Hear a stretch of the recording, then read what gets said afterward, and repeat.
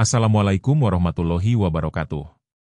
Selamat datang di channel ini, rekan-rekan perencana, praktisi, akademisi, dan mahasiswa yang saya banggakan.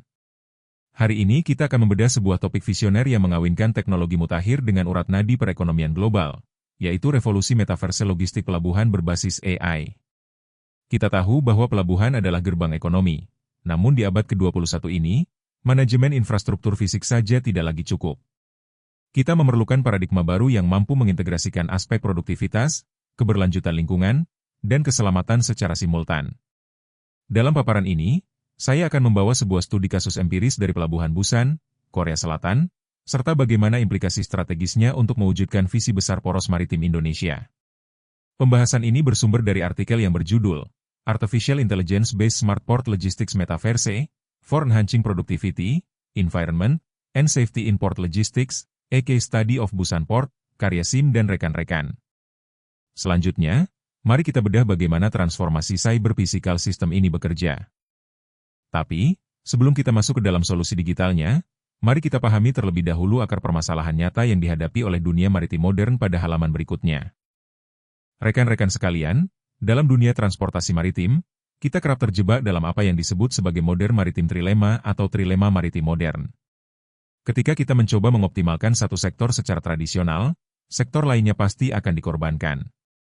Di sisi produktivitas, volume perdagangan global yang terus melonjak memaksa kapal-kapal mengejar estimated time of arrival, ETA, yang kaku, yang pada akhirnya memicu antrean panjang dan kongesti parah di area jangkar. Akibatnya, dari sisi lingkungan, waktu tunggu kapal yang lama dengan mesin yang tetap menyala menghasilkan polusi udara yang sangat tinggi, memuntahkan emisi hidrokarbon seperti NOx, SOx, dan CO2 ke atmosfer kita. Konsep keadilan lingkungan atau ecological justice seringkali terabaikan di sini. Belum lagi dari sudut pandang keselamatan, volume kargo yang sangat padat di terminal meningkatkan blind spot atau titik buta pada alat berat, yang memperbesar risiko benturan fatal bagi para pekerja kita. Tugas kita sebagai perencana adalah menjaga mizan, yaitu keseimbangan hidup, dengan mematahkan trilema ini. Lantas, bagaimana cara kita menyeimbangkan ketiga pilar kritis ini secara bersamaan? Jawabannya ada pada kerangka kerja inovatif yang akan kita bahas di halaman selanjutnya. Inilah jawaban ilmiah kita, yaitu Port Logistics Metaverse Framework atau PLMF. Rekan-rekan, bayangkan sebuah ekosistem pelabuhan di mana dunia fisik dan dunia maya melebur tanpa batas. PLMF menawarkan 3 keunggulan utama. Pertama, konektivitas tanpa batas. Terjadi integrasi data yang mulus dan real-time antara kapal di laut, otoritas pelabuhan, hingga armada alat berat otonom di darat. Kedua, simulasi spasio-temporal. Kita dapat memprediksi dampak operasional, potensi kemacetan, dan bottleneck di dunia maya, melalui metaverse, jauh sebelum kapal tersebut menyentuh pelabuhan di dunia nyata. Dan ketiga, dengan optimalisasi 3 pilar, algoritma AI tingkat lanjut bekerja di balik layar untuk menyeimbangkan produktivitas, standar ekologi, dan jaminan keselamatan secara serentak. Ini bukan sekadar otomatisasi, ini adalah bentuk integrasi berbasis kecerdasan makro. Nah, bagi rekan-rekan akademisi dan mahasiswa yang penasaran dengan mekanisme di balik layar, mari kita bedah arsitektur data dari mesin metaverse ini di halaman selanjutnya.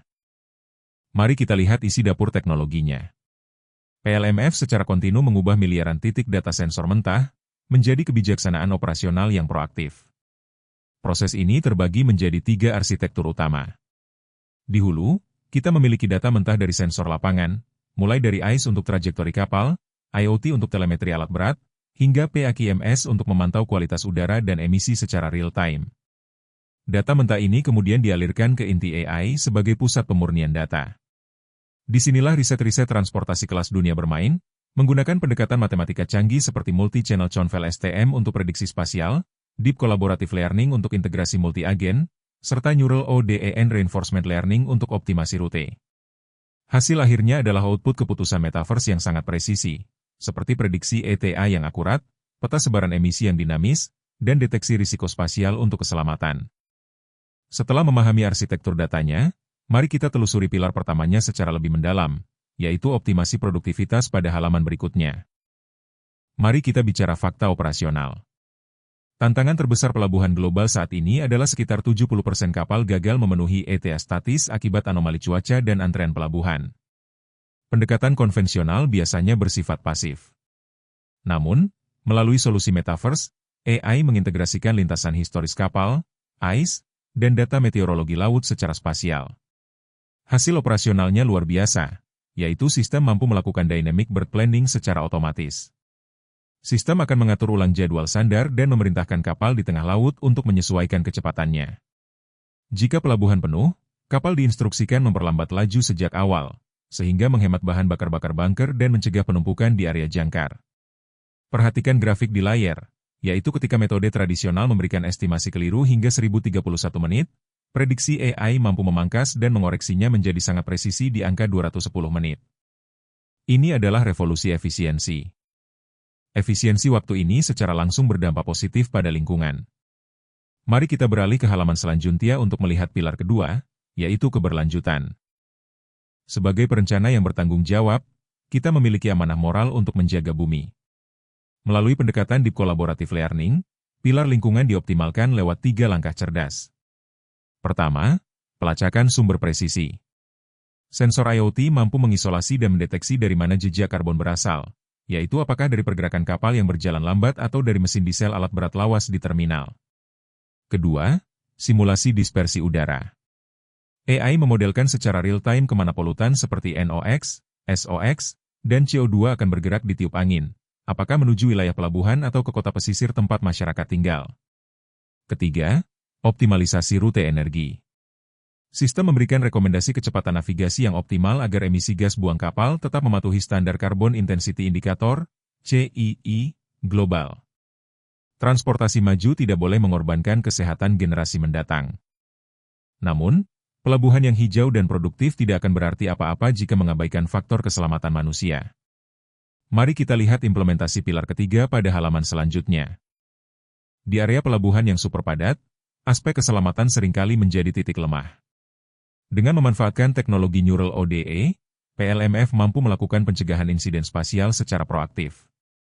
Ada 3 fitur keselamatan utama di sini. Pertama, pemetaan bottleneck. AI secara mandiri mengidentifikasi dan menandai area-area yang memiliki kerawanan kongesti tinggi di dalam wilayah pelabuhan. Kedua, kalkulasi jarak otonom. Sistem mendeteksi kecepatan, trajektori, dan radius aman antar seluruh armada terminal secara presisi.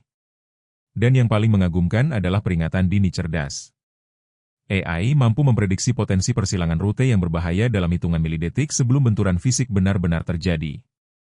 Kita mencegah kecelakaan sebelum hal itu terjadi di dunia nyata. Untuk melihat seberapa radikal perubahan yang dibawa oleh teknologi ini, mari kita bandingkan pelabuhan konvensional dengan pelabuhan metaverse pada halaman selanjutnya. Rekan-rekan, mari kita cermati tabel perbandingan paradigma ini.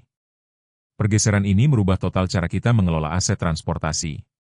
Pada aspek pengambilan keputusan, pelabuhan tradisional sangat reaktif dan terfragmentasi, sedangkan Smart Port Metaverse bersifat prediktif dan terotomatisasi penuh. Untuk manajemen kedatangan, ETA, jika dulu kita bergantung pada estimasi statis dan revisi manual yang lambat, kini semuanya dinamis dan real-time memanfaatkan algoritma CONV-LSTM yang peka cuaca.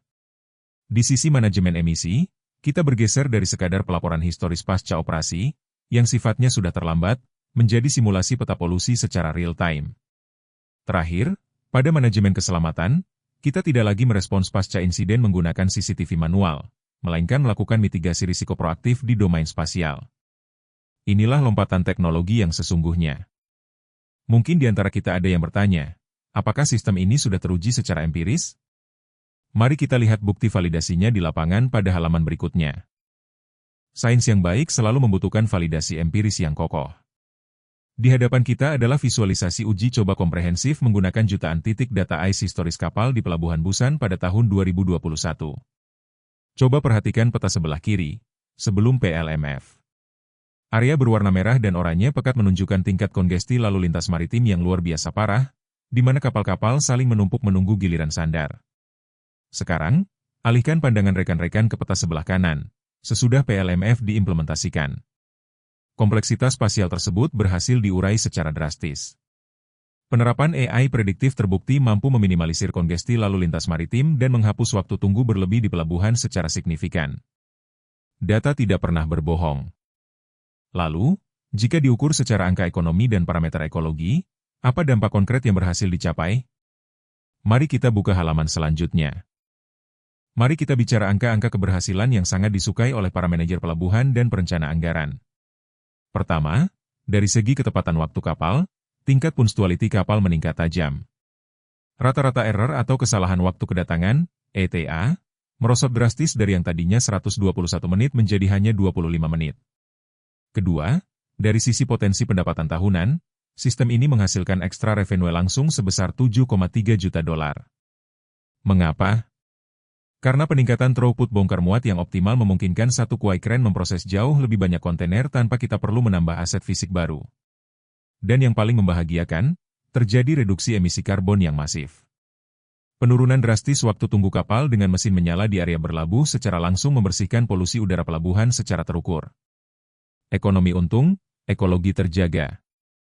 Sebagai penutup dari pembahasan kita kali ini, mari kita rumuskan kesimpulan strategis dan bagaimana cetak biru ini dapat diimplementasikan di Indonesia pada halaman terakhir. Rekan-rekan sekalian, kita telah sampai di bagian akhir presentasi ini. Ada 3 poin kunci yang harus kita bawa pulang sebagai refleksi. Pertama, validasi akademis global menunjukkan bahwa PLMF terbukti secara empiris mampu mengubah miliaran data mentah menjadi keputusan presisi demi mengunci produktivitas, ekologi, dan keselamatan pelabuhan.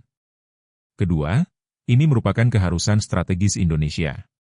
Sebagai negara kepulauan raksasa, mengadopsi teknologi metaverse atau digital twin bukan lagi sekadar opsi mewah, melainkan senjata utama kita untuk memangkas biaya logistik nasional yang terkenal tinggi dan mengamankan jalur pelayaran tersibuk di dunia. Ketiga, cetak biru transformasi. Modernisasi pelabuhan Indonesia harus segera bergeser, kita harus menyudahi paradigma lama yang sekadar membangun beton-beton fisik, dan mulai bergerak menuju integrasi total sensor IoT serta kecerdasan buatan, atau AI, yang terpusat. Itulah amanah perencanaan kita untuk masa depan maritim bangsa. Terima kasih telah menyimak paparan ini. Jangan lupa untuk menyukai video ini, tinggalkan pemikiran inovatif Anda di kolom komentar, dan share ke rekan-rekan lainnya. Sampai jumpa di diskusi berikutnya. Wabillahi taufiq wal hidayah, wassalamualaikum warahmatullahi wabarakatuh.